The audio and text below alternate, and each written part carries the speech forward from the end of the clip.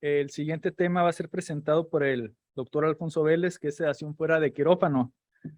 Una pequeña semblanza aquí del doctor resumida.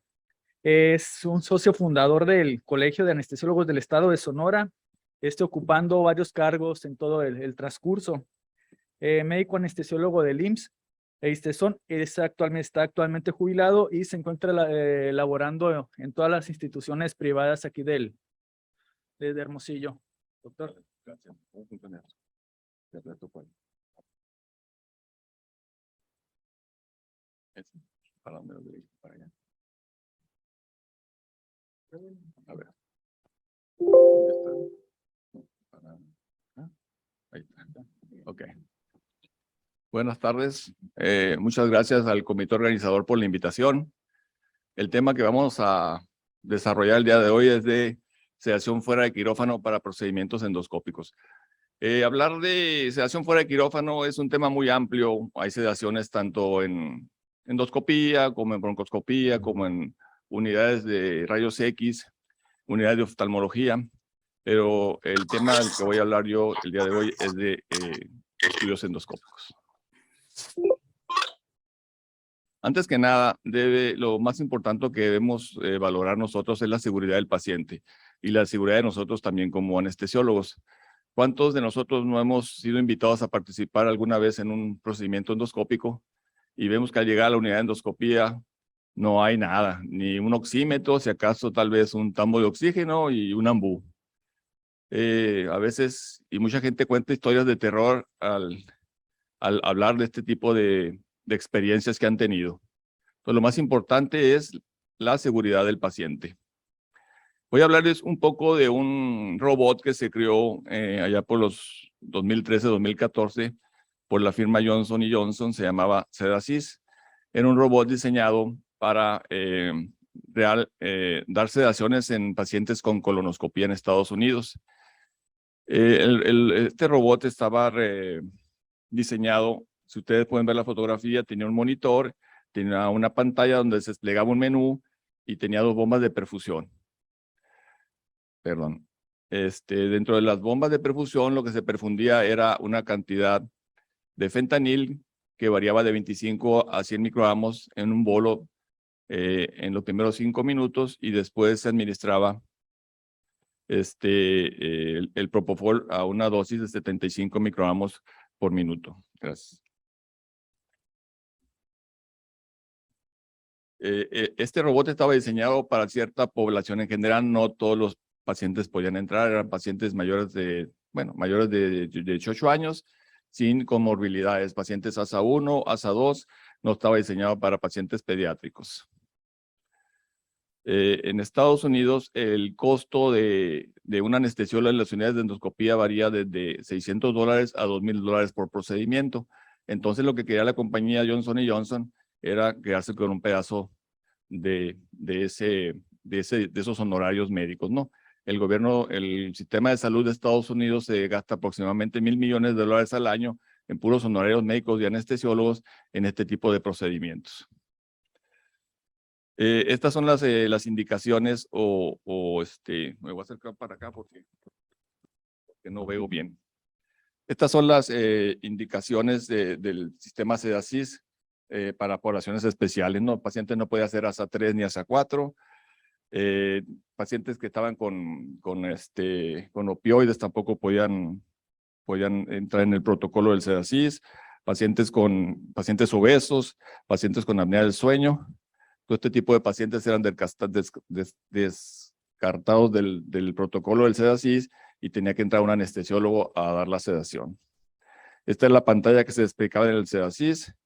Si pueden ver, se desplegaba lo que es la frecuencia cardíaca, el CO2, la saturación con su pletimografía, la electrocardiograma. Y en la parte de abajo se ve que el paciente tenía una manopla en su mano o como algo parecido a este aparato, ¿no? Entonces, el momento en que comenzaban a perfundir la dosis, el paciente se dormía, soltaba el manubrio y la bomba dejaba de pasar medicamento. pero con lo que no contaba el SEDASIS era de que si algún paciente durante el procedimiento comenzaba con dolor, o comenzaba con cólicos, o comenzaba a vomitar, tenían que hablarle a un anestesiólogo. Entonces salía junto con pegado, porque realmente el SEDASIS no estaba programado para realizar o volver a inyectar otro bolo más grande de medicamento para calmar al paciente. Entonces, por eso el SEDASIS fue descontinuado. En esta bibliografía, si a alguno le interesa leer más acerca de la historia del SEDASIS y por qué tuvo su ascenso y después su destrucción, por así decirlo, marca los convenientes y los inconvenientes. El SEDASIS fue diseñado para que los gastroenterólogos lo utilizaran, pero no recibió el apoyo necesario de ellos y menos de los anestesiólogos. Ahora sí vamos a hablar algo de lo que es la sedación. La sedación, como lo dice su definición, son maniobras que utilizamos nosotros con la ayuda de medicamentos sedantes, agentes disociativos o agentes analgésicos para ayudar al paciente a tolerar procedimientos dolorosos, desagradables, evitando posibles recuerdos no deseados de dichos procedimientos, pero manteniendo la función cardiorrespiratoria. Dentro de la sedación tenemos sedación leve, es la clasificación, sedación mínima o ansiolisis, que es la administración de un solo medicamento, en este caso podría ser midazolam. El detalle es que el paciente debe estar manteniendo su función respiratoria. En la sedación moderada o sedación consciente, el paciente se le administran dos tipos de medicamentos distintos, pero el paciente debe estar respondiendo o tener estados de vigilia y de sueño, pero responder a estímulos dolorosos. Tenemos después la sedación profunda, que es cuando administramos los medicamentos para producir la sedación, pero en dosis más altas. Y pues bueno, ya tenemos el estado de anestesia general, pues en el que el paciente ya no tiene ninguna respuesta, no, es incapaz de mantener la función respiratoria y es necesario de apoyar. Nosotros en la unidad de endoscopía, a nuestros pacientes les hacemos un monitoreo continuo. Estos son los requerimientos básicos para un monitoreo en un paciente para una sedación. Tenemos lo que es la oximetría de pulso, la presión arterial, el electrocardiograma, la capnografía y el monitoreo de la actividad cerebral. Nosotros a nuestros pacientes en quirófano o en la unidad de endoscopía, que es una unidad que se encuentra dentro del Hospital San José, pero no se encuentra dentro del quirófano, es el monitoreo que realizamos con ellos. Se considera que es una unidad de intramuros porque está dentro del hospital, pero bueno, también se considera extramuro porque no tiene todo el personal y todos los aditamentos necesarios como en un quirófano. Este es el equipo de monitoreo que utilizamos. Como ya les comentaba, oximetría, capnografía. Tenemos un concentrador de oxígeno para el oxígeno suplementario al paciente. Tratamos de cumplir con todos los requerimientos de la norma oficial mexicana, ¿no? Y siempre monitorizamos la sedación con un neuromonitoreo. Tenemos también oxígeno suplementario en sistema de tambo de oxígeno, con un sistema Vein para en pacientes que así lo requieran, darles oxígeno a una mayor concentración. Las cánulas nasotraqueales y orotraqueales. Regularmente, como nosotros manejamos a nuestros pacientes con sedación profunda, algunos pacientes hacen apnea, entonces hay que asistirlos, o obstrucción de la vía respiratoria.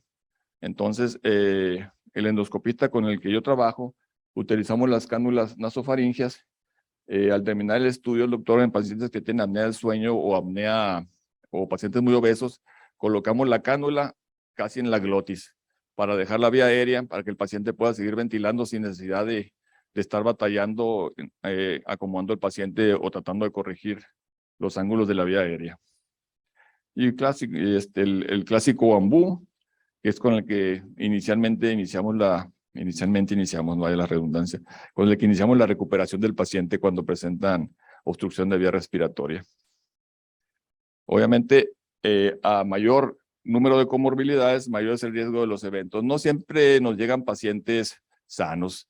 Regularmente nos llegan pacientes, aunque son de baja morbilidad, los pacientes que nos llegan, pero también nos llegan pacientes de los hospitales, pacientes para manejo de vías biliares, pacientes con sangrado de tubo digestivo y pacientes con ASA 3 que vienen con muchas morbilidades, entonces también hay que atenderlos. Y sí, a veces me da miedo a mí también atender pacientes y quisiera que le hablaran a un anestesiólogo, pero luego me doy cuenta que estoy solo y tengo que entrar al quite de mi modo. Dentro de las estadísticas tenemos que en Francia, por ejemplo, se hacen 2 millones de endoscopías al año, en Estados Unidos 4. Aquí en México estuve buscando la estadística, pero no la encontré. En la unidad donde yo trabajo hacemos aproximadamente 1,200 endoscopías o 1,200 estudios endoscópicos al año. Dentro de estos estudios endoscópicos, nosotros manejamos lo que es endoscopías altas, colonoscopías, ponemos prótesis esofágicas, duodenales, prótesis biliares, prótesis colónicas, manejamos colonoscopías y tomamos biopsias y ligaduras de varices esofágicas, ¿no? Como dato importante, dicen que a mayor grado de sedación aumenta la detección de pólipos o de tumores en el colon. Obviamente en un paciente con una sedación profunda y que no se está moviendo, el endoscopista puede trabajar mejor y hay más oportunidad de abrir todos los pliegues del colon y mayor detección de cáncer de pólipos o de cáncer de colon. Estos son los estudios que realizamos en la unidad de endoscopía. Y estos son los perfusores con los que nosotros trabajamos. En un principio, cuando me invitaban a trabajar a mí en la unidad de endoscopía, usábamos bombas calculadoras, metíamos los kilos de peso del paciente, la concentración del fármaco y comenzamos a administrar según lo que había en la bibliografía en ese tiempo. Después comenzaron a salir las bombas inteligentes con algunos protocolos para manejo de propofol o algunos opioides. Entonces comenzamos a incorporarlos a nuestra práctica. Empezamos con la bomba Brown, que aquí afuera la pueden ver. Luego después conseguimos Alaris. Fresenius nos proporcionó una base de primera. Y al final de cuentas, lo más nuevo que tenemos son las bombas Arcomed. Aunque también tenemos las Medcapitan, que son muy buenas bombas también. Esto no es un anuncio, ¿eh? Entre las variantes de TCI tenemos el TCI en plasma y el TCI en sitio de efecto. TCI quiere decir, son las siglas en inglés de Target Control Infusion. Es una infusión de un medicamento dirigida hacia un objetivo. En el TCI con plasma, si ustedes se acuerdan un poquito de la farmacocinética de los medicamentos, estamos hablando de un modelo de 3 compartimentos. Entonces, en TCI en plasma, esto quiere decir de que tratamos de llenar el primer compartimento, que es el compartimento central, con una dosis calculada por la bomba, metiéndole nosotros los parámetros antropométricos a la bomba, y la bomba hace sus cálculos, lo que el doctor Primitivo Rendón nos enseñó hace mucho tiempo, hacer esos cálculos, pero estos cálculos ya los hace la bomba. Entonces, la bomba manda un bolo y para tratar de llenar el compartimento central. Utilizando el TCI en plasma, pues claro, es un bolo más pequeño porque el compartimento central es el que se llena más rápido. Es un poco más lento y te da mucha estabilidad hemodinámica. La diferencia con el TCI en sitio de efecto es que aquí la idea es de que el bolo inicial es más grande para tratar de llenar y llegar a alcanzar el sitio de efecto, que en este caso sería el cerebro. Entonces, por eso el bolo es más alto y puede haber ciertas variables hemodinámicas al momento de administrar, sobre todo en pacientes de la tercera edad o pacientes ancianos. Estos son los protocolos, o más bien son modelos. Son modelos para el manejo de TCI. Tenemos el protocolo de Eleved, que es el más nuevo que acaba de salir. El protocolo de March, el Schneider, que son los más antiguos, por así decirlos. Para el sufentanilo tenemos el de Jeps, el de rimifentanilo tenemos el de Minto, y el Eleved también que acaba de salir. Y para el fentanilo, aunque no lo utilizamos, está el de Schiffer. Esta es la bomba de Fresenius, la base primera. Aquí está un acercamiento a la pantalla que tiene. Como podemos ver, estamos manejando propofol y sufentanil, las concentraciones que manejamos. Casi manejamos concentraciones anestésicas de propofol, 4 microgramos por mililitro de plasma, ¿no? Hay algunos pacientes que hemos llegado a utilizar hasta 5 o 6 pacientes muy ansiosos, muchas veces aumentan los requerimientos, pacientes jóvenes, y aunque queremos empezar a hacer la endoscopía, el paciente se sigue moviendo. Entonces hay que aumentar la dosis. Por eso es que comenzamos a hacer monitoreo de la actividad cerebral para ver qué está pasando con esos pacientes, ¿no? Estas son las bombas nuevas, la Arcomed-Chroma. Es igual que la anterior, nada más que a color. Tiene, me refiero al mismo modelo de la Arcomed, ¿no? La Arcomed antes era blanco y negro, ahora salió a color. Y obviamente, pues sale más cara. Para aquellos que no tienen una bomba, pueden utilizar los simuladores. Este es el simulador del doctor Eduardo Ramírez, un colombiano, que es muy más fácil de manejar. El ITIVA, ustedes ponen los datos que les va pidiendo, escogen los medicamentos y les va marcando en qué momento ustedes van a ir cambiando la perfusión del medicamento, ¿no? Si tienen bomba volumétrica, les dice 2.5 mililitros por 2 minutos. A los 2 minutos te suena una alarma, te dice bájale a 2 y le bajas a 2 y ahí te la vas llevando, ¿no? Si tienes un monitoreo de la actividad cerebral, pues más fácil todavía. Este es el modelo, los distintos modelos que manejamos, entre ellos el Eleved, pero también se ve el March, el Eveler y el Schneider. En el modelo de March, si se fijan, los rangos de edad que maneja, en el modelo de Schneider, los rangos de edad y los rangos de peso, y el modelo de Eleved, que es el más nuevo, si se fijan, se puede utilizar en pacientes de 27 semanas de nacido hasta 88 años y de medio kilo hasta 160 kilogramos. Entonces, por eso se considera que este es un modelo para todo tipo, para todo el tipo de pacientes, ¿no? Y es el más nuevo. Las ventajas del TCI, pues es una perfusión constante, no estamos administrando bolos. Yo conozco a muchos compañeros que bolean a sus pacientes y realmente les quisiera decir que no son buenas anestesias, pero a los pacientes les va bien. El detalle es que no sabemos dónde está el paciente, o sea, me refiero en su concentración plasmática, en su sitio de efecto y cómo está afectando a su cerebro, ¿no? Alguien por ahí decía, ¿cuál es el órgano que más identifica a los anestesiólogos con su especialidad? Pues algunos dijeron, no, pues que el corazón, otros dijeron que, no, pues que el hígado, que porque se metabolizan. Y realmente el órgano que más debemos de cuidar nosotros y con el que más nos identificamos es con el cerebro, porque es donde actúan los medicamentos, ¿no? Bueno, tenemos las ventajas del TCI, pues tendencia a menor deterioro cognitivo, menor incidencia en náusea y vómito, y pues esas son las ventajas del TCI. Las desventajas, pues es que en muchos hospitales aquí existen las bombas, pero mucha gente no quiere dar ese paso a utilizar la anestesia endovenosa, ¿no? Por la flojera de estar cargando los medicamentos, porque es más fácil abrir la dial, porque me gusta a mí ponerles bolo, pero bueno, toda la tendencia hacia la anestesia va hacia allá, ¿no? Hacia el manejo de los medicamentos por vía endovenosa. Vamos a hablar un poquito, cambiando un poquito de tema de lo que es la monitorización o monitoreo cerebral. Esta es la categorización del electroencefalograma por sus rangos de frecuencia. Regularmente nosotros andamos en las ondas gamma cuando tenemos una interacción, cuando estamos despiertos, pues cuando estamos interactuando, dependiendo de la dosis, del tipo de medicamento que utilicemos, las ondas van a estar variando de ondas beta a ondas alfa, teta y delta, y luego ya un rango de frecuencia muy lento.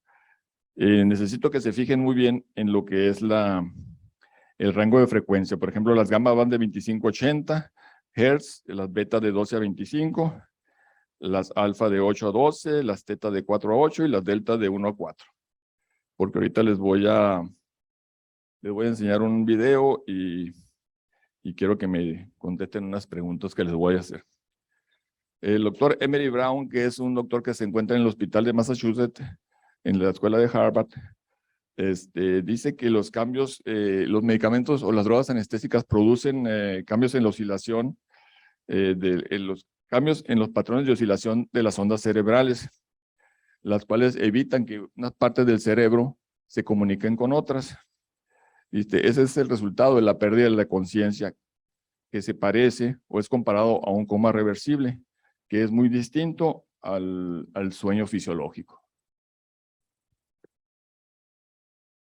Este es un esquema donde vemos dos cerebros. El cerebro de arriba vemos cómo entre la corteza y el tálamo hay una comunicación, el paciente está consciente y se asemeja mucho a lo que es un sistema de internet de banda ancha. Me refiero a la transmisión de las señales, ¿no?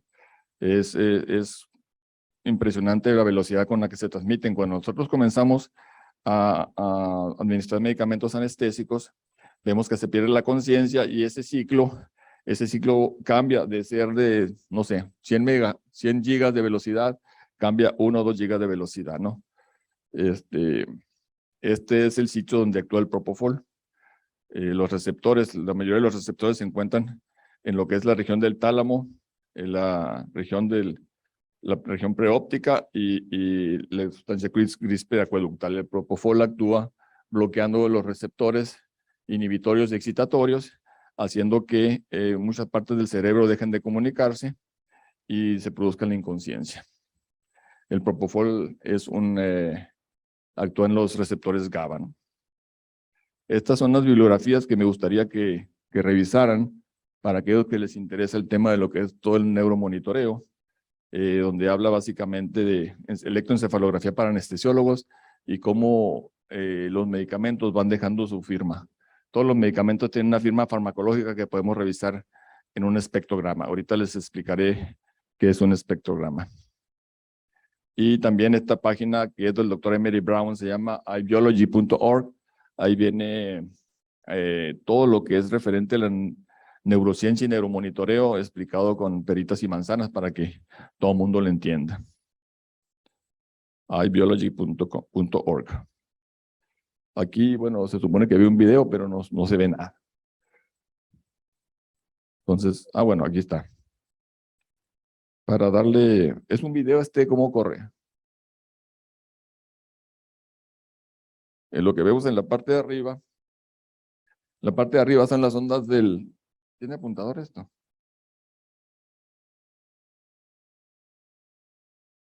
No. ¿No tiene apuntador? ¿Cuál de plástico? ¿Perdón? Ok. Bueno, aquí. Esta parte es el electroencefalograma que maneja el sistema SedLine de Máximo. Es un sistema, es un electroencefalograma de 4 canales. Esta parte de aquí es el espectro, es la huella farmacológica del propofol. Siempre que vean esto, y si están usando propofol, es que lo tienen en el rango correcto, ¿no? Y esta es ¿cómo se llama? Cuando estás viendo algo que va corriendo. No es estadística, sino es cuando revisas hacia atrás lo que es los signos vitales, por ejemplo, las tendencias, exactamente, esta es la tendencia y este es el número donde se supone que se encuentra el índice del estado del paciente o el estado del paciente, que realmente dicen que no te debes de fijar en esto porque muchas veces esto varía y no concuerda con lo de arriba. Si se fijan aquí tenemos estos números que son los hertz de frecuencia. ¿Me podrían decir ustedes con estos hertz de frecuencia qué ondas electroencefalográficas estamos viendo aquí? ¿Se acuerdan que les dije, apréndanse los rangos de frecuencia que había? Con estos rangos de frecuencia, ¿qué ondas estamos viendo aquí arriba?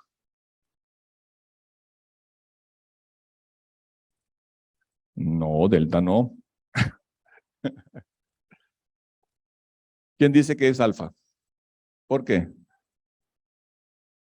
Por el número de las frecuencias, ¿verdad? Exactamente. Si se fijan en el número de la frecuencia, aquí se puede medir en el espectro.